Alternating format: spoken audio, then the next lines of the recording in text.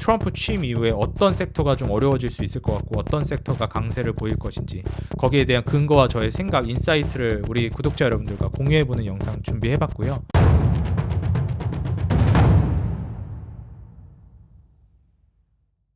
네, 반갑습니다. 주식장인 유튜브 구독자 여러분들, 주식장인입니다. 이제 트럼프 취임이 바로 코앞까지 다가온 시점입니다. 이제 트럼프 취임을 앞두고 우리가 이제 트럼프 취임을 한 주 이후에는 설 명절 연휴까지 있기 때문에 그때를 앞두고 트럼프 취임에다가 명절을 앞둔 이제 매물 소화 과정까지 이루어지기 때문에 시장이 굉장히 좀 혼란스러울 걸로 예상이 됩니다. 일단 우리가 일기 정부 때를 되돌아본다라고 했을 때는 트럼프 취임 전후로 해서 시장이 상당히 많이 흔들리기도 했고요. 그리고 추가적으로 항상 이제 명절이게 되게 되면 긴 시간 동안 연속적으로 장이 안 열리게 됩니다.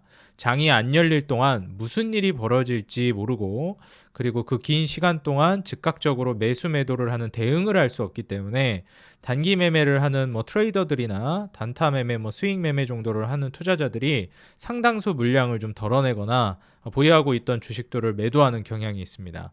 그래서 이번 설 명절도 연휴가 상당히 길죠. 그렇기 때문에 그 전에 1차적으로 좀 물량이 소화되면서 좀 다운이 되거나 매도 물량이 나오거나 이럴 가능성이 있습니다. 그래서 사실 이제 다음 주 이 돌아오는 주에는 각별히 주의하셔야 될 게 단타라든지 트레이딩이라든지 이런 것들은 각별히 주의를 하셔야 하고 사실상 웬만하면 그런 매매는 좀 안 하시는 게 어떨까. 트럼프 취임이 끝나고 좀 진행을 하시는 게 어떨까 생각이 들고요. 사실 이제 트럼프 정권이 취임하게 되면 취임 이후부터 우리가 기대하고 있는 부분들이 있습니다.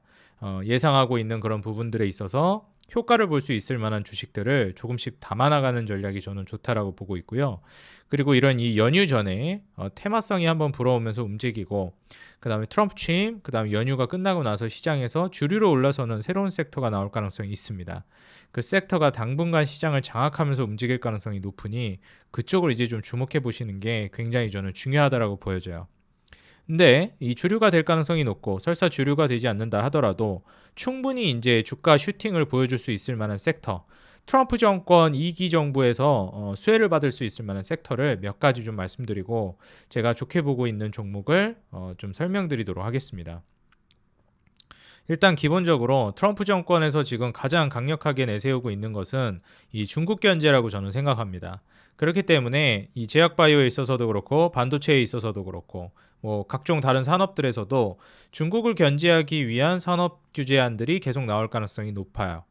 거기에서 저는 이제 관세라는 카드를 계속 쓸 거로 예상이 되고 있고요. 그러한 관세를 썼을 때 우리나라도 이제 피해를 보지 않겠느냐 이런 의견들이 많은데 저의 개인적으로는 그렇게 보진 않습니다. 일단 미국에 도움이 되고 있고 미국에서 사업을 영위하고 공장을 짓고 일자리를 창출하는 그런 기업들 같은 경우에는 오히려 주가가 굉장히 크게 올라갈 가능성이 높습니다. 미국발 이제 정책 수혜라든지 말 그대로 미국이 밀어주는 효과를 받을 가능성이 높다고 보고 있고요. 그렇지 않은 기업들은 굉장히 어려워질 거로 봅니다. 미국 편에 서서 혹은 그 구조 안에서 그 동맹 국가들 안에서 이제 사업 구조를 영위해 나가는 기업들이 앞으로 계속 잘 나갈 가능성이 높다라고 보여져요. 그래서 제가 대표적으로 말씀드리는 게 뭐 조선은 지금 전 세계적으로 인류인 거는 뭐 말에 모할 만한 수준이고 그리고 조선뿐만 아니라 반도체, 그다음에 자동차, 특히 자동차는 이제 현대차 그룹이 강세를 띨 걸로 기대가 됩니다. 개별주 개념으로는 지금 이제 불경기를 지나고 호경기를 내다보고 있기 때문에 지금 같은 시점에서는 사실상 이제 외형 확장을 해나가고 점유율을 늘려놓은 기업이 호경기가 왔을 때 수혜를 볼 수 있습니다. 그리고 그게 필수적인 분야, 뭐 아주 필수라고 볼 수는 없겠지만 사라지지 않는 업종이라고 본다면 점유율을 늘리는 게 굉장히 긍정적일 수 있겠죠. 자동차라는 거는 현대 사회에서 사라질 수 없는 산업이죠. 아직까지는. 그렇기 때문에 자동차 점유율을 늘려나가는 건 긍정적이고 그리고 미국에서 점유율을 늘려나간다면 더더욱 긍정적입니다. 그렇기 때문에 현대차 그룹을 긍정적으로 말씀드렸고요. 항공주는 제가 이제 항공이라는 것도 사라질 수 없는 산업이지 않습니까?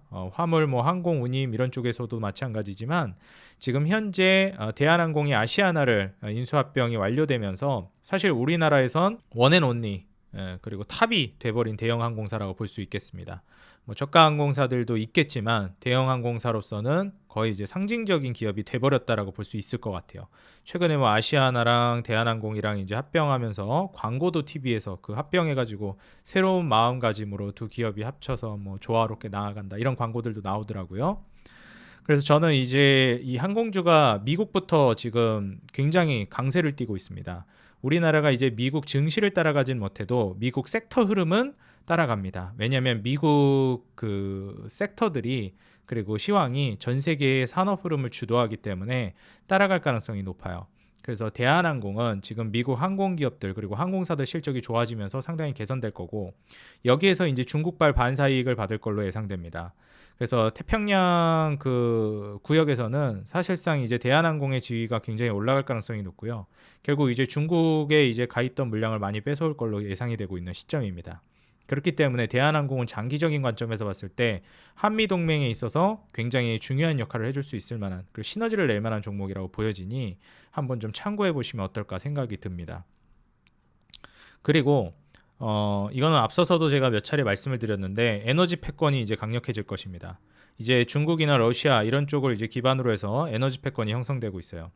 사실 이 아이러니한 게요. 지금 러시아가 유럽 쪽으로 이제 관을 가스관 같은 거 이제 해가지고 에너지를 수출하고 있는 상황인데 여기에서 이제 트럼프가 한번 딴지를 걸었었죠. 일기 정부 시절에 이거를 우리가 러시아로부터 유럽을 지켜주는 건데 아니 지금 러시아로부터 에너지를 수입해 간다? 이거 아니다. 안 된다. 그래서 딱 끊어라 해서 끊었는데 바이든 정부 때 살아났죠. 그래서 트럼프가 이걸 엄청 비판했습니다. 그래서 이거를 다시 저는 이제 잠글 거라고 보고 있고요. 실제로도 최근에 러시아가 유럽으로 가는 이제 에너지 가스관 같은 거 잠갔다. 그래서 이제 에너지 비용이 올라가는 모습을 보여주기도 했습니다. 이게 이제 상징하는 건 이제 온전히 에너지는 각국 다시 말해서 동맹국들 사이에서 공유하는 형태로 나아가게 될 가능성이 높아요. 다시 말해서 뭐 러시아가 중국이랑 편먹으면 지들끼리 이제 에너지를 공유하고 또 미국이랑 편먹은 국가들끼리 에너지를 공유하는 이런 구조로 갈 가능성이 굉장히 높다라고 보고 있습니다. 그래서 그런 관점에서 이제 우리가 눈여겨보게 되면 에너지 패권을 장악할 것인데 전통 에너지도 중시하지만 트럼프가 중시하고 있는 게 바로 LNG랑 원전입니다. 근데 이 LNG라는 것 그리고 원전이라는 것 모두 이제 한국의 도움이 필요한 시점인데 이런 거 보면 정말 한국이 대단한 것 같긴 합니다. 뭐 국뽕을 떠나서 어쨌든 이 삼성중공업이 조선주 중에서 가장 좀 못 갔다라고 평가받는데 이제 LNG 이제 해양 플랜트 쪽에서 LNG 추진선이 이제 우리나라가 유명한 것도 있고 이 해양 플랜트에 있어서 삼성중공업이 이제 강세를 띠고 있기 때문에 LNG라는 이제 원자재 이거를 이제 새로운 에너지원으로서 그 패권을 장악해 나가려고 하는 이 미국의 니즈랑 맞아떨어져서 트럼프 취임 이후에 이제 수면 위로 이 이슈가 떠오를 가능성이 굉장히 높습니다. 그래서 기존의 화석연료 이외에 원전과 LNG가 굉장히 크게 부각이 될 거고 그에 따른 이제 삼성중공업 뭐 혹은 해양 플랜트 사업들 수혜가 상당히 강력하게 모멘텀으로 작용할 거라고 보고 있습니다. 그 다음에 이제 눈여겨보고 있는 이 원전이라는 것은 사실상 뭐 다들 아시겠지만 4차 산업혁명이 지금 우리 코앞에 닥쳐 있습니다. 이번 CES 2025에서도 자율주행이라든지 로봇이라든지 이런 산업들이 가장 중요한 안건으로 올라왔고 이 자율주행, 로봇, 뭐 스마트 팩토리 이런 것들이 결국에는 4차 산업혁명의 일환이고 이걸 이제 구축해서 돌리기 위해서는 결국에 중요한 것이 통신망 그리고 AI입니다. AI가 사실 이런 산업들을 돌아갈 수 있게끔 하는 구심점 역할을 하는 소프트웨어라고 보시면 될 것 같아요.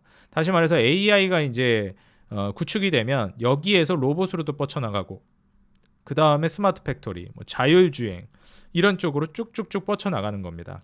그래서 이 AI라는 생태계를 구축하기 위해서 먼저 했던 것이 기기를 만들어낸 거예요. 하드웨어를 일단 기계를 만들어내야 그 안에서 소프트웨어가 돌아가니까요. 그래서 가장 먼저 부각이 된 것이 엔비디아입니다. 우리가 이제 거기에 따라서 대만의 TSMC, 그 다음에 한국의 SK하이닉스가 삼각동맹 구조로 해서 탄탄하게 AI 반도체를 만들어낸 거죠. 그래서 이걸 기반으로 해서 지금 얘기가 나오고 있는 게 AI 반도체를 만들어냄으로써 그것들을 이용해서 데이터 센터를 구축해야 된다 얘기가 나왔고 그러다 보니 지금 미국의 전력 인프라가 노후화된 게 문제가 되기 시작했습니다. 그래서 우리나라의 전력 인프라 관련된 종목들, 특히 대장주인 HD 현대일렉트릭을 기반으로 한 전력주들이 상당히 많이 주가가 올라갔죠. 여기서 수출을 강력하게 했기 때문에. 이런 식으로 이제 전력 인프라가 갖춰지면서 데이터 센터가 구축된 다음에 이제 생각을 해봐야 될 것은 이걸 구동을 해야 됩니다. 이걸 구동하는 데 있어서 필요한 건 이렇게 높아진 데이터 센터 그리고 이런 하드웨어를 감당해 줄 수 있을 만한 통신망이 필요해요. 그래서 지금 최근에 이 AI를 구동해 줄 수 있을 만한 하드웨어나 전력 인프라 다음으로 통신망이 이제 부각을 받기 시작했습니다. 여기서는 역시 제가 이전에도 유튜브에서 수차례 언급을 드렸었던 하지만 더럽게 주가 안 올라갔었던 솔리드 같은 종목들이 저는 강세를 지속적으로 보여줄 가능성이 있다라고 보고 있습니다. AI를 이제 본격적으로 돌리는 그 단계마다 섹터들이 순환매가 도는 거라고 보시면 될 것 같아요. 그 다음이 이제 통신망이고 거기에서 저는 솔리드가 핵심 역할을 해줄 수 있을 만한 우수한 기업이라고 보고 있습니다. 다음으로 이게 이제 돌아가기 시작하면서 본격적으로 이제 얘기가 나올 만한 거 이런 이제 첨단 산업들을 구동해 줄 수 있을 만한 것으로 일론 머스크가 이제 점쳐지고 있는 것이죠. 뭐 규제를 풀어준다든지 하면서 진행을 하려고 하겠죠. 어찌됐건 이런 로봇이나 스마트 팩토리 쪽으로 넘어갈 가능성이 높고 그리고 다시 돌아와서 이런 전력 인프라라든지 데이터 센터를 이제 구동하기 위한 에너지원이 가장 핵심적인 거 이런 전기라든지 뭐 에너지를 조달해 줄 수 있을 만한 게 지금 소형 모듈 원자로 우리가 큰 대형 원자로 말고 소형 모듈 원자로가 부각이 되고 있습니다. 어찌됐건 친환경으로 넘어간다라고 했던 기조는 사실상 거의 뭐 되돌아가고 있다라고 볼 수 있겠고요. 트럼프는 일단 그 환경단체나 친환경 관련된 모멘텀을 굉장히 좀 부정적으로 보고 있죠. 왜냐하면 그 근거를 이제 내다보게 되면 사실 풍력이라는 것도 저는 굉장히 그런 의미에서 어려워질 거로 보고 있습니다. 최근에 이제 풍력 관련된 종목들을 좀 보시는 분들도 있던데 저는 굉장히 위험하다고 생각을 하고 있는 입장이에요. 뭐 혹시 투자하고 있는 주주분들에게는 죄송한 말씀인데 그냥 하나의 의견으로만 들어주시면 될 것 같습니다. 제가 말한다고 뭐 무조건 그렇게 되는 건 아니니까요. 제가 근데 왜 그렇게 생각하는지를 말씀드리자면 일단 풍력이라는 거는 제가 이제 어느 정도 조사해 본 바로도 그렇고 트럼프도 그걸 이제 조사를 해서 알고 있기 때문에 그걸 계속 언급하고 있는 것 같아요. 실제로 풍력이라는 게 환경에 그다지 좋지 않습니다. 그 풍력 에너지를 조달하기 위해서 그 풍력 이 기둥 엄청 크잖아요. 프로펠러도 이거 되게 크고 삼각형으로 생긴 거. 그 폐기물이 환경에 더 치명적입니다. 지금 캘리포니아에는 뭐 풍력 지옥이래나? 뭐 하여튼 그런 게 엄청나게 지금 심각한 문제라고 하더라고요. 그리고 실제로 이제 미국에서 거기도 캘리포니아였나 LA였나 기억이 안 나는데 물줄기가 있었어요. 이렇게 내려오고 있습니다. 타고 내려오고 있는데 이 물줄기를 바꿔버렸어요. 물줄기를 왜 바꿨냐면 그 밑에 생태계를 보호한다 뭐 멸종위기종을 보호한답시고 해가지고 물줄기를 끊었다고 합니다. 그래가지고 거의 끊어버리니까 밑에가 이제 물이 부족해지고 굉장히 그 지역이 건조해졌다 그래요. 건조해지니까 어떻게 되죠? 불이 잘 나기 시작했다고 합니다. 이번에 LA 산불 났죠. 그러니까 이런 문제들이 인간이 자연을 함부로 무슨 환경을 위한답시고 하는 게 그다지 환경적이지 않다. 그냥 그대로 놔두고 우리는 우리가 하던 대로 해나가는 게 맞다라고 좀 보는 의견도 있고 특히 이제 풍력 같은 경우에는 저는 굉장히 좀 심각한 문제라고 봅니다. 예. 그래서 사실 이게 과연 진짜 친환경이라고 볼 수가 있는가? 물론 나중에 기술력이 더 발전해서 그걸 뭔가 이제 잘 해결할 수 있을 만한 부분으로 가게 되면 모르겠는데 아직까지는 그다지 친환경적이지도 않을 뿐더러 에너지 효율도 매우 떨어지고 지금의 4차 산업혁명을 감당할 수 있을 만한 에너지를 결코 감당할 수 없다. 그렇기 때문에 친환경으로 돌아서겠다고 했던 국가들이 뭐 단 한 국가도 남기지 않았다고 저는 생각합니다. 모두 탈원전에서 다 돌아섰습니다. 안 된다. 지금은 친환경 아직 못한다. 이 정론입니다. 이게 지금 글로벌 스탠다드예요. 그리고 이제 여기에서 중요한 것이 이 친환경으로 넘어가는 거에 있어서 미국이나 뭐 특정 국가들이 암만 노력을 해봤자 지금 문제가 뭐냐면 중국에서 공장을 그냥 엄청나게 환경 생각 안 하고 저렇게 때려버리니까 뭐 우리가 이제 죽 서서 개 주는 꼴이 된다 이런 거예요. 중국은 저렇게 이제 국제적인 스탠다드나 혹은 그런 표준이나 이런 합의를 도출하지 않고 양보하는 모습을 보여주지 않은 채 그냥 지들 국가 발전하는 것만 매달리고 환경은 뭐 잘못되든 말든 신경도 안 쓰니까 우리가 암만 이래봤자 소용이 없다. 이러다가 중국한테 1등 먹히면 그냥 미국만 그냥 닥쳤던 개신세 되는 거다. 이런 스탠스예요. 그러니까 사실상 지금 중국이 저렇게 하는 입장에서는 그 의미가 없다라는 입장이에요. 뭐 그게 맞다 틀리다를 저는 얘기하고 싶지 않습니다. 트럼프의 의견이 그렇다는 거예요. 그리고 트럼프는 당선이 됐고 자기 의견대로 이제 진행을 시킨다는 게 중요합니다. 그렇기 때문에 이제 그런 점을 미루어 봤을 때 제가 봤을 때는 이제 친환경 관련된 종목들은 쉽지 않을 것이다. 특히 풍력이나 태양광은 정말 어려울 거로 봅니다.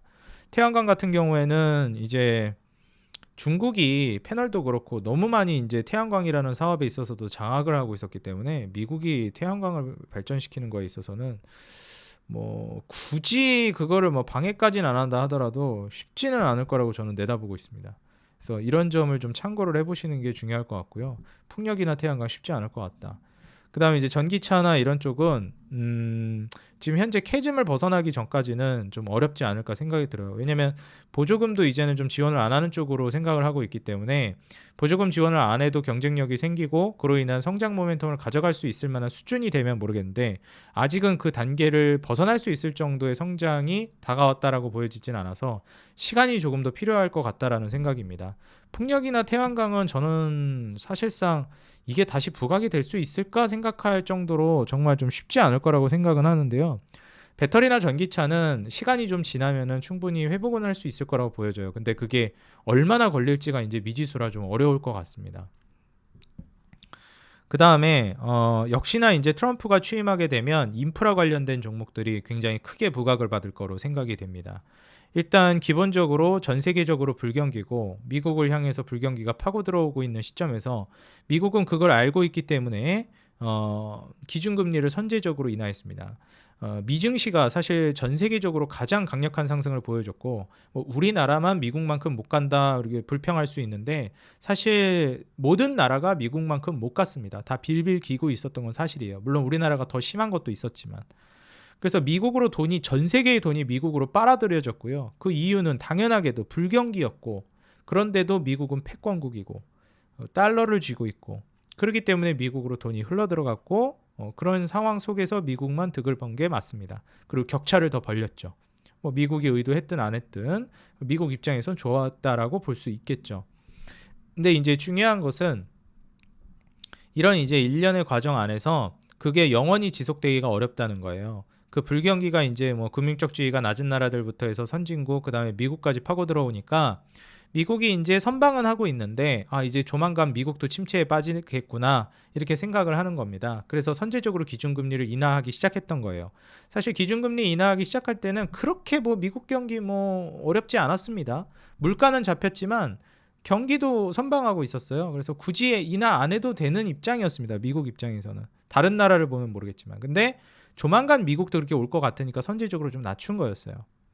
그렇기 때문에 사실 그런 관점 하에서는 이제 조만간 또 미국까지 계속 파고 들어오는 불경기가 다가올 것이고 그 과정 안에서 이제 기준금리 인하는 또 진행이 될 거로 저는 보고 있습니다.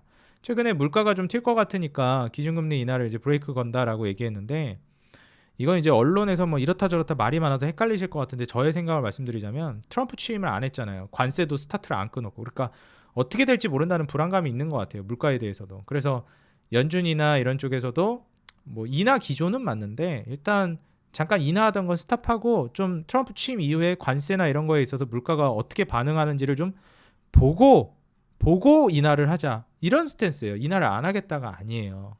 근데 이제 막 무슨 인상할지도 모른다. 이렇게 그냥 막 겁을 주더라고. 그럴 일은 없어요. 제가 봤을 때. 전 세계적인 불경기인데 어떻게 금리를 올려요? 그거 미친 짓이지. 국제사회에서 이제 신임도 잃습니다, 미국이. 그렇게 기준금리를 결정하는 게 미국만의 문제가 아니라 전 세계적인 방향성을 미국이 컨트롤해주는 역할도 어느 정도 하는 건데 다 미국 기준금리만 쳐다보고 있는데 그걸 그렇게 지들 멋대로 그냥 해버린다? 예측 불가능하게 막 손바닥 뒤집듯이 기조를 바꿔버린다? 이거는 쉽지 않아요. 신임도 측면에서도 크게 타격을 받습니다, 연준이. 그렇기 때문에 한번 인하 기조로 바꿨으면 최소한 몇 년은 갑니다. 천천히 하든 빨리 하든. 그래서 지금 미국 입장에서는 당연히 트럼프 취임 이후에 어떻게 될지 모르겠고 관세도 솔직히 이게 우려가 되는 건 맞으니까 시장의 기대 인플레를 잠재울 겸 한번 쉬어가려고 하는 것 같아요. 기준금리 인하는 하되 뭐 지금 물가가 좀 튈 것 같기도 하고 경기가 뭐 엄청 나쁜 건 또 아니니까 미국이 나름 선방하고 있으니까 좀 급하게 하지 말자. 천천히 인하하자. 좀 이런 스탠스 정도인 거예요. 그래서 실제로도 뉴스 기사에서도 얘기가 나왔던 게 뭐 월러 연준 이사도 물가 잡히면 금리 인하 여러 번 가능하다 이런 얘기도 하고 뭐 이번에 재무장관 미국에서 이제 지명자였던 사람도 스콧 베센트죠. 이 사람이 우리나라는 미국이죠. 너무 오랫동안 국제무역 체제에 불공정한 왜곡을 허용했다 이러면서 관세를 통해서 물가가 그렇게 오를 것 같지 않다는 평가를 내놨습니다. 왜냐면 뭐 지금 트럼프 정권 하에서 같이 일하고 있는 사람이잖아요. 이 베센트도. 이 사람이 직접 얘기했어요. 이거는 협상 테이블로 끌어들이기 위한 카드인 거지, 관세라는 거는 물가가 그렇게 올라갈 정도로 심각하게 진행하진 않을 것이다. 이게 지금 트럼프 쪽 사람이 이렇게 얘기를 하는데 제가 예전에 얘기했던 거 그대로 얘기하죠. 그러니까 제가 똑똑해서 그런 게 아니라 국제 표준이 계속 그렇게 이제 노출이 되어 왔어요. 얘기가 나왔어요. 전 얘기 나온 걸 말씀드린 거고 그게 상식선이잖아요. 1기 때도 그리고 트럼프는 그렇게 행동했고요. 그렇기 때문에 트럼프 정책의 힘이 세지고 추진력이 강해진다 뿐이지 연준과의 이제 그런 스탠스나 조율을 통해서 물가는 잡히는 선에서 관세를 저는 꺼내들 거라고 보고 있습니다. 역시나 타겟은 분명하죠. 중국입니다. 그래서 중국이나 여타 다른 국가들. 솔직히 멕시코도 저는 크게 건드릴 것 같지는 않은데요. 뭐 너무 문제가 되지 않는 선에서 저는 뭐 이민자 문제나 이런 거를 협상 테이블로 끌어들이기 위한 관세 카드를 쓰는 거라고 저는 개인적으로 생각합니다. 물론 그때 가봐야 알겠지만, 물론 미국에 이제 경제적 타격을 줄 정도의 이제 문제면 관세를 부과하겠지만, 그게 아니면 크게 문제가 될 정도로 추진을 하진 않을 거라고 보고 있어요. 그래서 이제 이런 불경기 모멘텀 과정 안에서 기준금리 인하가 계속될 걸 우리가 충분히 예상해 볼 수 있다고 저는 생각합니다. 그래서 좀 흔들리더라도 제약바이오는 이 기준금리 인하 사이클 안에서 장기적으로 가져가야 된다라고 보는 입장이에요. 그리고 인프라 같은 경우에는 결국 이 불경기로 인해서 경기를 살리기 위한 정책을 정부 차원에서 할 건데 이건 미국만의 문제가 아니고 전 세계의 문제다. 근데 이 인프라 정책이라는 게 금리랑도 맞닿아 있는 게 우리가 제약바이오도 좀 금리가 낮아져야 자본을 조달해가지고 그걸 통해서 R&D도 하고 그래야 이제 임상 성공률도 올라가고 이런 거잖아요. 근데 이제 인프라라는 것도 결국 자기 돈으로 사업하는 사람이 어디 있습니까? 건물 짓는 사람이 어디 있겠어요? 다 대출 받아서 한단 말이에요. 생짜 자기 돈으로 건물 짓고 건설업 하는 사람이 어디 있어요, 그죠? 뭐 있긴 하겠지만 매우 드물잖아요. 다 은행에서 돈 빌리고 자금 조달해서 건물 짓고 도로 깔고 이런 걸 하는 건데 이자가 비싸버리면 이게 어려워집니다. 그래서 이거를 실현시키기 위해서도 이자는 낮춰야 돼요. 그래서 불경기가 진행되면 이자가 낮아지면서 그걸 기반으로 자금을 조달해가지고 싼 이자로 인프라 정책을 해서 경기에 이 심장 충격을 줘서 살려내는 겁니다. 그럼 이제 다시 또 이제 순환이 도는 거고요. 특히 우리나라는 좀 어려울지 몰라도 미국은 내수로 돌아가는 국가이기 때문에 이런 인프라 정책이 굉장히 효과가 좋습니다. 그렇다고 해서 다른 국가들이 하지 않는 건 아니고요. 전형적인 이제 경기를 살리기 위한 정책으로서 재정 적자가 얘기가 되는데 트럼프 항상 얘기하잖아요. 법인세 낮추고 소득세 이제 낮추고 그러면서 그 관세로 이제 진행을 할 거다. 그렇게 얘기하고 관세 카드를 통해서 이 중동 전쟁이나 전 세계의 전쟁을 막아버릴 것이다. 실제로 트럼프가 이거는 과거 팟캐스트에 나와서도 했던 얘기인데요. 내가 이제 관세를 막대하게 부과하겠다라고 했더니 그 싸우고 있는 두 국가가 갑자기 이제 온순한 양이 됐다라고 했습니다. 근데 그 두 국가가 어딘지는 밝힐 수 없다고 얘기하긴 했는데 실제로 그렇게 얘기를 했죠. 그래서 그걸 기반으로 우리 이제 생각해 봤을 때는 사실 이 전쟁을 억제할 수 있는 게 관세만큼 대단한 게 없다. 왜냐면 다들 미국에 알게 모르게 의존하고 있기 때문에. 그래서 이런 점을 우리가 생각해 보면 전쟁 억제력 역시도 관세라는 카드를 통해서 가져갈 가능성이 저는 굉장히 농후하다라고 보고 있습니다. 그리고 트럼프가 이제 과거에 바이든 정부를 비판하면서 이제 뭐 이란 그쪽 전쟁에서도 철수해서는 안 됐다 뭐 이런 얘기들도 하잖아요. 그래서 군사력 증강을 굉장히 강력하게 할 가능성이 높습니다. 그래서 전 세계적인 군사적 긴장감을 도출해낼 가능성이 높아요. 근데 아이러니하게도요, 이런 군사적 긴장감을 도출해내게 되면 미국과 전쟁을 해야 될지도 모른다는 그런 두려움 때문에 전쟁을 안 합니다. 제가 이전에도 말씀드렸죠. 밀림에서 사자나 호랑이가 매가리 없이 가만히 있으면 늑대들이 설치고 다니면서 밀림이나 정글, 숲이 개판 난장판이 됩니다. 절대적인 강자가 그 기준을 가지고 그 힘을 가지고 다 찍어 눌러가지고 평화를 만들어줘야 되는데 그러지 않으면 오히려 세상이 혼란스러워집니다. 우리 뭐 중국 춘추전국 시대만 봐도 그렇잖아요. 얼마나 백성들이 먹고 살기 힘들고 맨날 전쟁 나고 개판이잖아요, 그냥. 그런 거예요.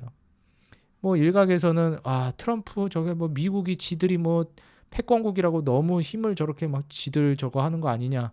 그렇지 않습니다, 여러분들. 그게 국제사회에도 훨씬 더 이롭습니다. 절대적인 강자가 평화를 유지해주는 게. 제가 항상 말씀드리지만 세상은 정의로 돌아간다라고 생각하지 마세요. 세상은 정의롭지 않습니다.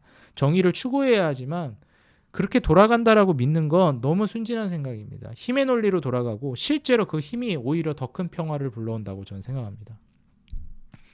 그렇기 때문에 물론 그 힘이라는 게 어중간한 쪽에 주어지게 되면 안 된다고 생각해요. 그래서 저는 절대 강자가 이제 딱 자리를 지키고 있는 게 오히려 이 국제에서 전쟁을 이제 종식시킬 수 있는 좋은 카드가 될 거라고 봐요.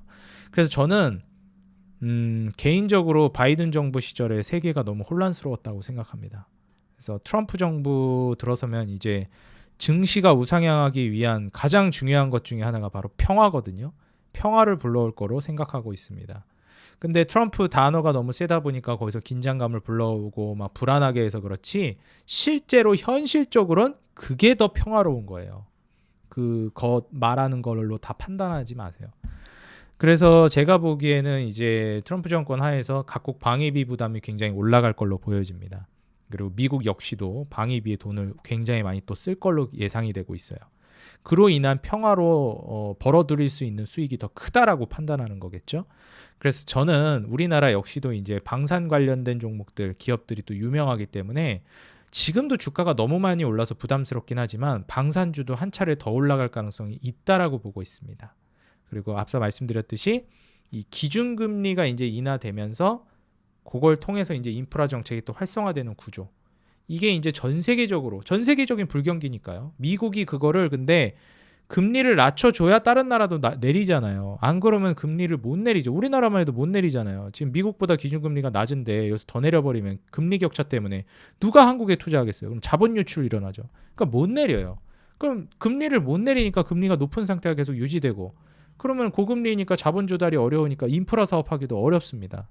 근데 미국이 이제 금리 내려주고 그걸로 인프라 사업을 시작하고 딱 이제 인프라다 얘들아 딱 스타트 끊어주면 다른 나라들도 금리 이제 신나게 내리고 그걸로 이제 인프라 정책해서 나라 살리고 호경기로 이제 나아가는 거예요. 그러니까 그 과정이 아직 시작이 안 됐는데 취임 이후에 저는 그거를 드라이브를 걸 걸로 예상이 됩니다. 그래서 이제 트럼프를 시작으로 해서 미국을 중심으로 해서 인프라 정책들이 본격적으로 확대될 거고 제가 말씀드렸듯이 뭐 전진건설 로봇이나 많이 올라가긴 했는데 더 갈 것 같아요. 그리고 뭐 말씀드린 HD 현대건설기계 이런 종목들 필두로 올라가고 시멘트에서 한일시멘트를 좀 눈여겨보고 있습니다. 이런 이제 건설 기계 쪽이나 대표적인 이런 인프라 관련된 종목들 수혜가 이제 계속해서 기대가 되고 있는 상황이기 때문에 만약에 이제 남북 경협 이슈까지 이제 트럼프가 건드린다면 철도 관련된 섹터와 그다음에 방산까지 엮인 현대로템 같은 종목들도 저는 또 강세를 보여줄 걸로 예상돼서 이런 종목들도 관심 있게 지켜보면은 괜찮을 것 같다 생각이 듭니다. 오늘 영상 여러분들께 이제 한번 제가 가지고 있는 생각을 지금 트럼프 취임 이후에 어떤 섹터가 좀 어려워질 수 있을 것 같고 어떤 섹터가 강세를 보일 것인지 거기에 대한 근거와 저의 생각, 인사이트를 우리 구독자 여러분들과 공유해보는 영상 준비해봤고요. 항상 우리 구독자 여러분들 도와드리기 위해서 제가 요 텔레그램방 하단에 더보기란이랑 그 다음에 고정 댓글에다가 링크 남겨놨어요. 뭐 개인정보, 비밀번호 아무것도 필요 없고요. 돈도 안 내도 되고 다 무료고 우리 구독자 여러분들 위해서 무료로 운영해드리고 있습니다. 시황이랑 자료랑 그 다음에 여러분들 멘탈 잡아드리는 거 그 다음에 자료 다 공유해드리고 있으니까요. 오셔서 투자에 도움될 만한 정보들 받아가시기 바라겠습니다.